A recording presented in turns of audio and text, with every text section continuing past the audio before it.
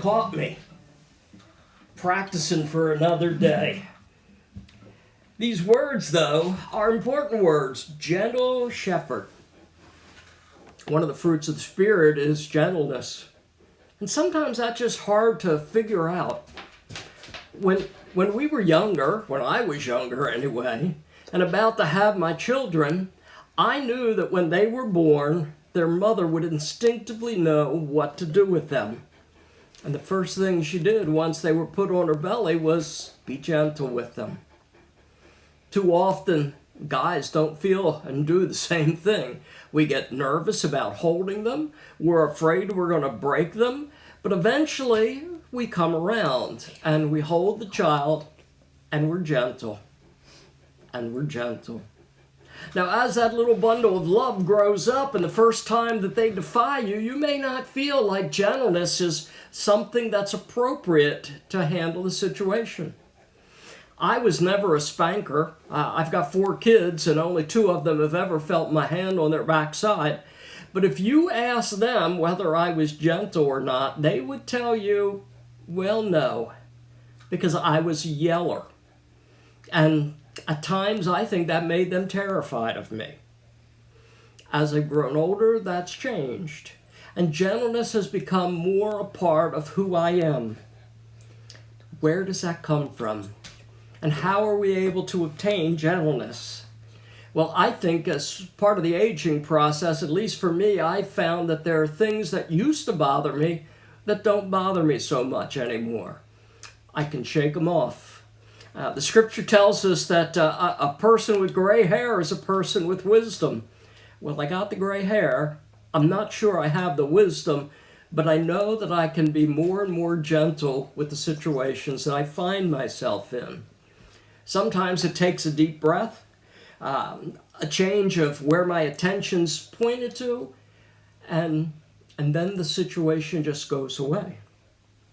Other times it takes a quick prayer. God, help me. I don't want to be here. I don't want to listen to these people anymore. But I don't say the words that I might have said when I was younger.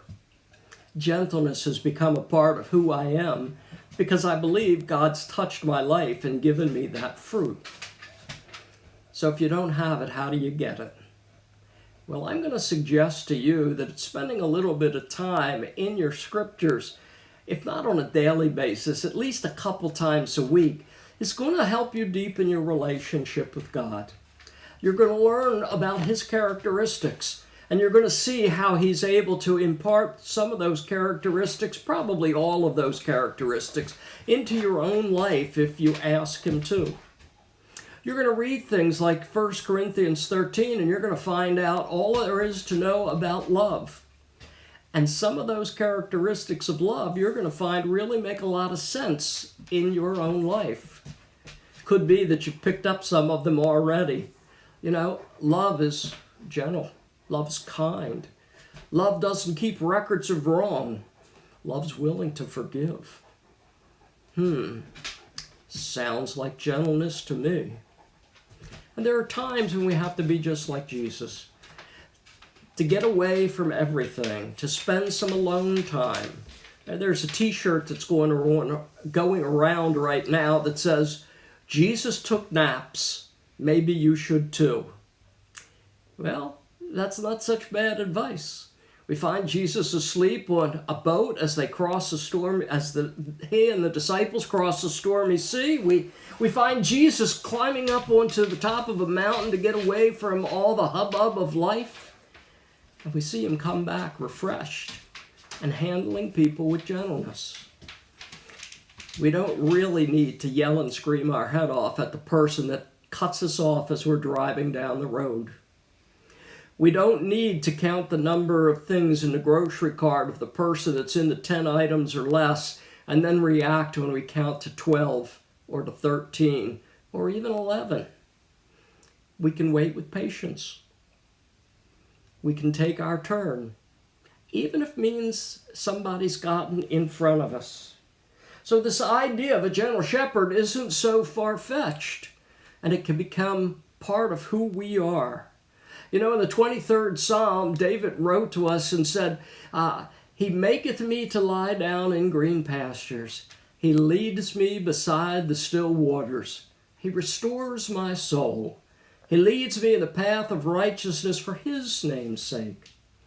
And yea, though I walk through the valley of the shadow of death, I fear no evil, for thou art with me. Thy rod and thy staff, they comfort me. Too often we think of the rod as a rod of correction, but really, God's there and sent his Son into the world to bring us a sense of comfort. And when we're comfortable with who we are and where we are, gentleness is something that is our natural response to the world around us. Sometimes it's not just gentleness to other people, but it's gentleness towards ourselves. How often have we aimed for a mark and missed it? And then, instead of congratulating ourselves for trying, we beat ourselves up because we didn't succeed, or at least not to the extent that we wanted to. Sometimes being gentle towards ourselves is more important than anything else we can consider at the moment. We need to recognize our humanness, and that as we get older, well, it becomes just a little bit harder to take on the tasks that we did when we were young people. I'm going to suggest gentleness again. Treat yourself with gentleness. Treat yourself as important human beings. Recognize that our ego really isn't that important to ourselves in those times of aloneness. But our sense of relationship with God is even more important. So as you're moving forward in age, no matter where you're starting from, you might be 20 years old and listen to this, or 55 years old, or 60 or 80, who knows?